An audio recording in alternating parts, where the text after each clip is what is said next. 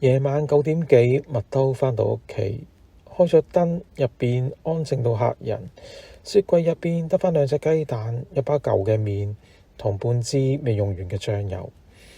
佢企咗一陣，望住啲材料，然後想試下整返碗拉麵。唔係為咗好味，只係想試下嗰種有人做到嘅感覺。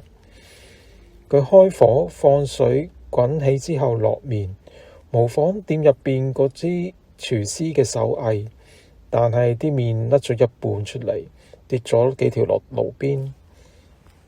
佢笑咗下，雞蛋落水落得太耐，煮得老得滯，醬油落得多，個湯變到黑晒。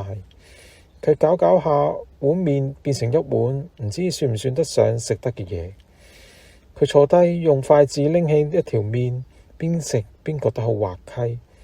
好難啊！原來佢細細聲咁樣講咗。台上面嘅電話突然之間着咗，係 Facebook 嘅提示。你有一個回憶，3年前嘅今日。佢打開咗，係一張舊相。媽媽當時拎住一碗麵，對住鏡頭笑得好燦爛。留言寫住：麥兜第一碗成功嘅麵，雖然難食，但係有心。佢餓咗一陣，心入邊又暖又酸。湯碗入邊仲有幾條麵未食完，佢冇逼自己清晒，只係細聲講咗句：我都做到啦。